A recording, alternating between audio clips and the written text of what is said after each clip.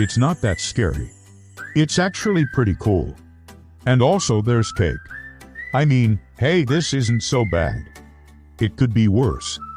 He could be in the upside down with all those demogorgons, or the clutches of an ancient Egyptian mummy, or trapped in a room full of clowns. Oh wait, never mind. That last one is happening right now. But don't worry, Max. Your friends are here to save you from the clutches of the creepy clown gang. Ho ho, sorry, I couldn't resist. Ho ho ho! As soon as I saw the chance to say we're here to save you, I had to take it. Am I right? Did you guys see that episode of Friends Classic? Anyway, let's get back to our regularly scheduled program. Now, where were we? Oh yes, Max falling through the portal into the monster world and landing right at the feet of a friendly troll. Well, friendly might be a bit of a strong word for him because he definitely did not look friendly. Ho ho ho! In fact, he was absolutely terrifying, what with his tusks, and his horns, and his scraggly beard, and his eyes which glowed red like hot coals in a dark fireplace. Not exactly the type of monster you'd expect to find serving up tea and crumpets, but then again, this is the monster world we're talking about. Anything can happen. He turned his head toward Max, his expression softening slightly. Are you lost? Yes. Max swallowed hard, unable to speak. He tried to nod, but the movement sent shivers down his spine. Ho ho ho! The monster frowned. You don't have to be scared of me. I won't hurt you, honest. Max still couldn't bring himself to speak. So he simply stared at the monster, waiting for the next move. Was he going to eat him? Ask him some riddles? The possibilities were endless, really.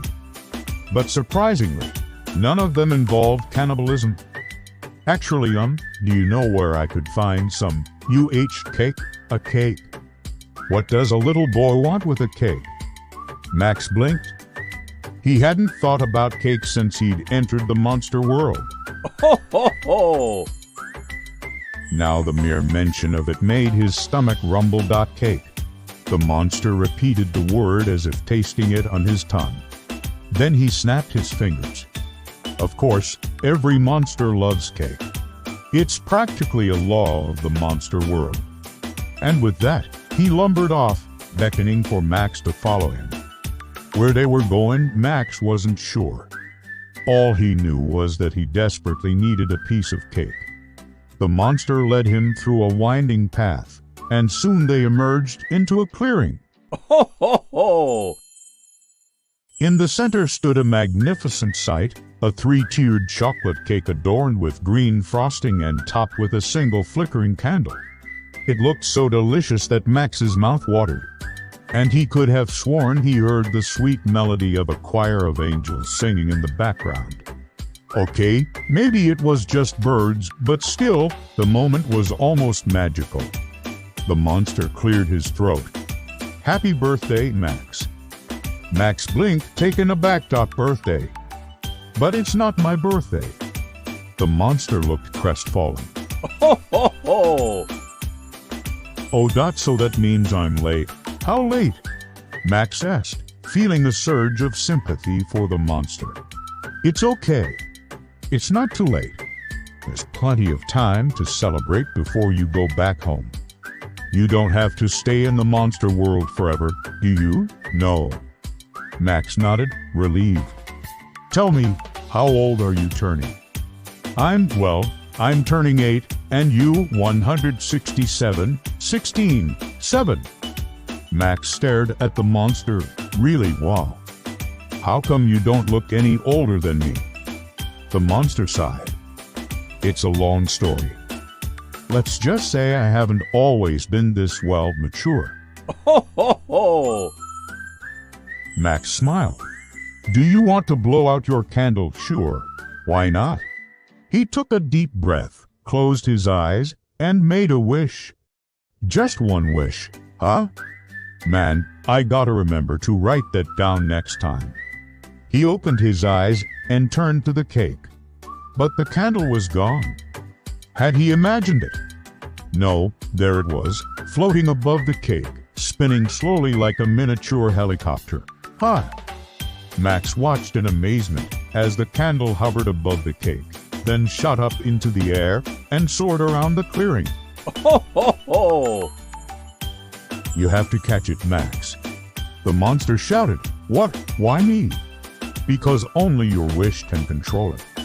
And I think it wants to show you something. Before Max could protest further, the candle zipped past his ear, heading toward the thick trees on the edge of the clearing. Without thinking twice, he took off after it. They ran and ran, Max and the candle, deeper and deeper into the woods until they came upon a small cottage hidden among the trees. Ho ho ho! Smoke curled invitingly from its chimney and the warm glow of lamplight spilled out from its windows. As Max approached, he could hear the faint sound of laughter and singing. Hesitantly, he knocked on the door. It swung open before he even finished counting to 3, revealing a cozy sight. Inside sat a group of monsters, each more bizarre than the last, playing board games and sipping hot chocolate.